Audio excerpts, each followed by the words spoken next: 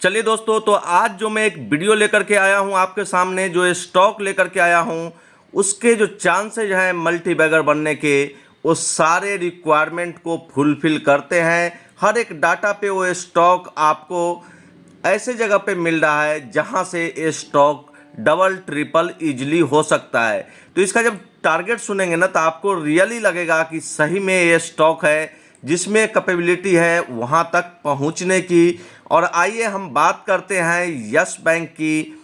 Yes bank का केवल हम टेक्निकल नहीं देखेंगे, हम आपको फंडामेंटल भी बताएंगे, साथ में हम वॉल्यूम का भी एनालिसिस करके बताएंगे और ऑप्शन चेन एनालिसिस करके भी आपके साथ हम शेयर करेंगे। ऑप्शन चेन का एनालिसिस क्यों इम्पोर्टेंट है? बिकॉज आपको पता है कि नवंबर से ही, नवंबर लास्ट से ये यस बैंक जो है वो 4 इयर्स के बाद, कितने साल के बाद? 4 साल के बाद एफ एंड ओ में एंट्री हुई है। और किसी स्टॉक को अगर एफ एंड ओ में एंट्री मिलती है, F and O means future and option में अगर स्टॉक आता है, वो ऐसे नहीं आता है, उसमें बहुत सारी एक्टिविटी देखी जाती है। अगर ईच एंड एवरीथिंग सही है तभी स्टॉक को एफ एंड ओ में एंट्री मिलती है। तो चलिए देखते हैं ये स्टॉक जो एफ एंड ओ में एंट्री हुआ है, इसका फंडामेंटल कैसा है। और बैंक का जब हम एनालिसिस करते हैं तो बैंक में हमें एनपीए देखना बहुत इंपॉर्टेंट होता है, और एनपीए के साथ साथ प्राइस टू बुक वैल्यू जो होता है वो बहुत बड़ा रोल करता है। तो आइए देखते हैं, यहां पे देखेंगे 32 का इसमें हाई लगा था। ये बात कर रहा हूं मैं यस बैंक का आपके साथ। 32 के आसपास का हाई लगा था। यहां पे मैंने कुछ क्वांटिटी 80-90% क्वांटिटी मैंने यहां पे 31.65 पे बेच के निकला था। और वहां से देखेंगे तो स्टॉक वन साइडेड फॉल आया, फिर यहां पे रुकने की कोशिश की। हमें लगा कि ए वाली जो लेवल है 22 का लेवल, 22-23 का जो ए जोन है, इसी जोन में यस बैंक रुक जाएगा और फिर से एक बार हमें बड़ा मूव देखने को मिलेगा। इसी नीचे का लेवल हमें नहीं लग रहा था कि 22 रुपए से नीचे जाएगा, लेकिन अभी वैसा ही हुआ। स्टॉक 22 रुपए से नीचे भी गया और आप लो देखेंगे तो 19 रुपए के आसपास का लो इसमें लगा है। मेरा बाइंग कितने पे है? तो अब जहां की मेरी एवरेज बाइंग है वहां पे स्टॉक आ रहा है। हमारा एवरेज बाइंग जो है वो 22 रुपए के आसपास का है। मेरा इसमें क्या व्यू है, टारगेट क्या हम सोच के चल रहे हैं, वो भी हम आपके साथ डिस्कस करेंगे। लेकिन सबसे पहले हम देख लेते हैं थोड़ा सा फंडामेंटल, और फंडामेंटल देखने के बाद, ऑप्शन चेन देखने के बाद आपके साथ मंथली कैंडलस्टिक चार्ट लगा करके इसका हम आपको बताएंगे मंथली चार्ट पे कि इसमें टारगेट क्या आने वाला है। ठीक है, तो अभी ये वीकली चार्ट लग रहा है 19 रुपए के लो से ये ऊपर की ओर जाना स्टार्ट हुआ है।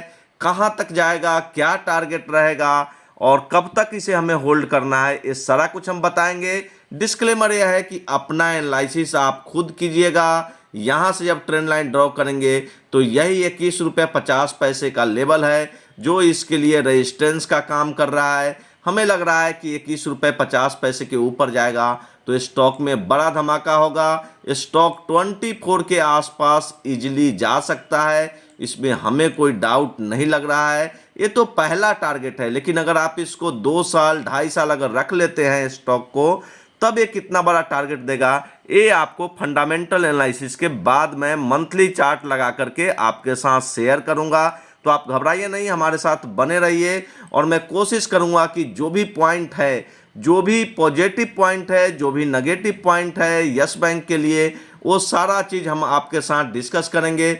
बस यही चीज़ है कि आप हमारे साथ अगर बने रहेंगे तो आपको पूरा एनालिसिस मिलेगा। और जब मंथली कैंडलस्टिक चार्ट है, जब इसका हम एनालिसिस करेंगे तब आपको पता चलेगा कि इसका टारगेट कितना बड़ा आने वाला है। तो चलिए देखते हैं फंडामेंटल।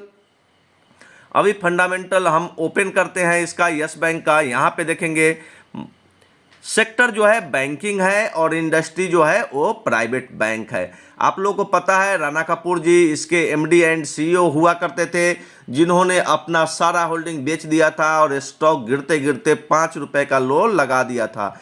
एक ही दिन में स्टॉक 70% गिर गया था और अब इसमें जो है 4 साल बाद एफ&ओ में फिर से एंट्री मिली है। मीन्स अब लग रहा है, सेबी को लग रहा है, एनएसई को लग रहा है कि अब इसमें बड़ा मूव आ सकता है, स्टॉक में सब चीज़ सही हो गया है, तभी इसे एफ&ओ में एंट्री मिली है। मार्केट कैप देखेंगे तो 67,246 करोड़ का है। ईपीएस देखेंगे 0.57 है, जो कि काफ़ी कम है, और ईपीएस कम होने के कारण जो पी है वो 37.52 का आपको दिख रहा है। थोड़ा सा भी अगर ईपीएस बढ़ेगा तो पी ऑटोमेटिक आपको कम मिलेगा। इंडस्ट्री पी का बात करें तो 37.32 है। ये प्राइवेट बैंक का इंडस्ट्री का बात कर रहा हूं मैं, तो अगर पी से कंपेयर करेंगे तो स्टॉक डबल वैल्यूएशन पे मिल रहा है। लेकिन आपको याद रखना है कि जब भी आप बैंकिंग और फाइनेंस सेक्टर के स्टॉक के एनालिसिस करते हैं तो आपको ये देखना है, प्राइस टू बुक वैल्यू देखना है। और प्राइस टू बुक वैल्यू का एनालिसिस करेंगे तो यहाँ पे प्राइस टू बुक वैल्यू जो है 1.45 है, जो कि बिल्कुल रीजनेबल रेट पे आपको दिख रहा है ये बैंक। इसमें कोई दो राय नहीं है कि प्राइस टू बुक वैल्यू जो है 1.45 है। अब यहाँ से नीचे जाना काफ़ी मुश्किल है स्टॉक के लिए। चलिए थोड़ा सा आगे बढ़ते हैं और देखते हैं, इसका फेस वैल्यू 2 रुपए का है। थोड़ा सा आगे बढ़ते हैं, देखते हैं शेयर होल्डिंग पैटर्न क्या कहता है। तो पब्लिक की होल्डिंग जो है वो 100% है। एफपीआई जो है इसमें 23% के आसपास की होल्डिंग थी, जो कि बढ़कर के 27% हो गई, तो काफ़ी अच्छी बात है। डीआईआई ने अपनी होल्डिंग थोड़ी सी घटाई है, 40.71 से ये घट करके 38.21 हो गई है। लेकिन अगर क्वार्टर एंड क्वार्टर देखेंगे, जून टू सितंबर क्वार्टर का एनालिसिस करेंगे तो यहाँ पे आपको 0.10% की होल्डिंग इंक्रीज होते हुए दिख रहा है। 38.11 से 38.21 हो गया है। तो ये चीज़ आपको समझ में आ गया है कि डीआईआई भी इंटरेस्टेड है, एफआईआई भी इंटरेस्टेड है, और एफआईआई और डीआईआई को मिला देंगे तो आप देख सकते हैं कि लगभग 60% होल्डिंग जो है, 60% से भी ज़्यादा 65% की होल्डिंग जो है वो एफआईआई और डीआईआई के पास है, और 34.79 जो है वो पब्लिक के पास है। एक चीज़ जरूर हुआ है कि नंबर ऑफ शेयर होल्डर्स इसमें बढ़ गए हैं। 48,88,000 थे एक साल पहले सितंबर 2023 में, जो कि अभी बढ़ करके सितंबर 2024 में 62,48,000 हो गए हैं। इसमें भी अगर क्वार्टर एंड क्वार्टर देखेंगे तो नए लोग जो हैं, रिटेल इन्वेस्टर जो है, इससे काफ़ी निकले हैं। 63 लाख से घट करके 62,48,000 हो गए हैं। तो 50-60 हज़ार 50-52 लोग इससे निकल चुके हैं, जो छोटे रिटेल इन्वेस्टर हैं वो। तो ये दिखा रहा है आपको। और सितंबर के बाद अभी अक्टूबर, नवंबर, दिसंबर हुआ है, उसमें भी प्राइस गिरे हैं, तो हो सकता है कि और भी छोटे इन्वेस्टर जो है वो यहाँ से एग्जिट किए होंगे, और जब वो एग्जिट करेंगे और बड़े इन्वेस्टर आ जाएंगे, फ्री फ्लोट शेयर कम हो जाएगा, तो स्टॉक और तेज़ी से ऊपर की ओर भागेगा। टारगेट क्या आएगा, बड़ा टारगेट क्या होगा, वो मैं ज़रूर आपके साथ शेयर करूंगा। आप हमारे साथ बने रहिए। म्यूचुअल फंड की होल्डिंग देखेंगे तो ये सारे म्यूचुअल फंड आपको दिख रहे हैं। Motilal Oswal, Nippon India, Nippon का बहुत सारे हैं, मिराज एसेट का है, एलआईसी का है, एक्सिस निफ्टी मिड कैप है, और SBI Nifty mid cap 150 index fund में भी ये स्टॉक ने जगह बनाई है। बाकी बहुत सारे म्यूचुअल फंड है जो मैं स्क्रॉल करके आपको दिखा रहा हूँ, आप स्क्रीन पे देख सकते हैं। Zerodha Nifty large mid cap 250 index fund में भी इसे जगह मिला है। आदित्य बिरला सन लाइफ में मिला है, एचडीएफसी में मिला है, आईसीआईसीआई में मिला है, तो कोटक में भी मिला है, निपॉन में है। तो सारे लगभग सारे म्यूचुअल फंड ने इसमें छोटे अमाउंट में ही सही लेकिन इन्वेस्टमेंट किया है। चलिए ऑप्शन चेन का एनालिसिस करते हैं और ऑप्शन चेन से पता करने की कोशिश करते हैं कि अभी सपोर्ट एंड रेजिस्टेंस क्या बन रहा है। तो कॉल साइड में देखेंगे तो मैक्सिमम ओपन इंटरेस्ट जो है वो 22 पे है। 22 रुपए के भाव पे मैक्सिमम ओपन इंटरेस्ट आपको दिख रहा है। मींस कॉल साइड में जो सपोर्ट लेवल होगा, रेजिस्टेंस लेवल होगा, माफ कीजिएगा, जो रेजिस्टेंस लेवल होगा वो 22 रुपए का होगा। 22 का रेजिस्टेंस होगा। 22 के ऊपर जैसे ही स्टॉक जाएगा तो कॉल वाले जो है वो अपना वाइंड अप करेंगे और बड़ी तेजी से स्टॉक ऊपर की ओर 24-25 रुपए तक जा सकता है। ये तो शॉर्ट टर्म देख करके, आप ऑप्शन चेन देख करके शॉर्ट टर्म में पता कर सकते हैं कि स्टॉक में क्या मोमेंटम होने वाला है। सपोर्ट कहां पे मिलेगा तो आप देखेंगे मैक्सिमम ओपन इंटरेस्ट जो बना हुआ है अभी पुट साइड में, कहां पे, ये पुट दिख रहा होगा, पुट साइड में नीचे की ओर जो मैक्सिमम ओपन इंटरेस्ट है वो 20 रुपए पे है। तो सपोर्ट लेवल भी जो होगा वो 20 रुपए का होगा। हमें नहीं लग रहा है कि शॉर्ट टर्म में अभी यस बैंक 20 रुपए के नीचे आएगा। हमें लग रहा है कि जहां पे 22 रुपए जो है वो रेजिस्टेंस है, अगर वो ब्रेक होता है तो और तेजी से मोमेंटम ऊपर की ओर शिफ्ट हो जाएगा। चलिए अब बात करते हैं बड़े टारगेट की कि अगर इसको हम 1-2 साल, 2.5 साल, 3 साल अगर रखते हैं यस बैंक को, तब इसका टारगेट कहां पे होगा, कितना बड़ा टारगेट हमें मिल सकता है यस बैंक में। तो आइए आपको दिखाते हैं चार्ट पे। ये मंथली कैंडल स्टिक चार्ट लगा हुआ है, बहुत बड़ा तो नहीं, लेकिन आप देखेंगे 2020 से लेकर के 2024 तक लगभग 4 साल से ज़्यादा का टाइम हो गया है और यस बैंक बड़ी स्लोली अगर प्राइस देखेंगे तो ये ऊपर की ओर ही शिफ्ट हो रहा है। अब थोड़ा सा लंबा एनालिसिस करते हैं। यहाँ 32 के बाद ये जो मूव था, यहाँ से जो ये मूव का आप एनालिसिस करेंगे, ये लेवल जो था वो 15-16 रुपए का लेवल था। हम इस लेवल से बात करते हैं 16 रुपए से, तो 16 रुपए से स्टॉक चल के 32 रुपए हो गया था 4 महीने में ही।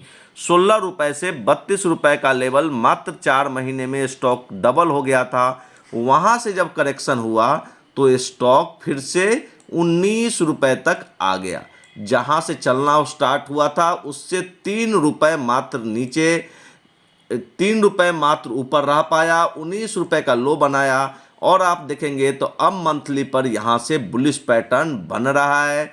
अब देखना ये है कि कितना बड़ा टारगेट आता है। तो हमें लग रहा है दोस्त, अगर आप बने रहेंगे तो आपको 23 रुपये 50 पैसे, 24 रुपये के आसपास का पहला टारगेट होगा जो कि शॉर्ट टर्म में मिलेगा। थोड़ा सा अगर आप और दिन रखते हैं तो 26 रुपये के आसपास का आपको टारगेट मिल सकता है।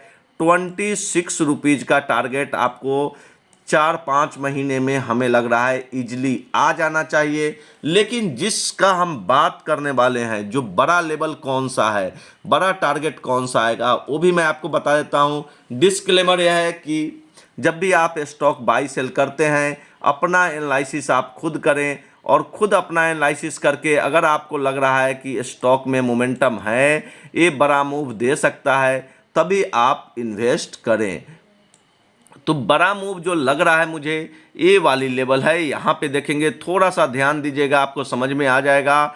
ये लेवल है, पहला जो टारगेट आएगा ए और दूसरा टारगेट आएगा ए, जो कि काफ़ी बड़ा टारगेट हमें दिख रहा है। एक बार अगर स्टॉक ऊपर की ओर गया, आपको अब बेच करके इससे नहीं निकलना है, ये ध्यान रखिएगा।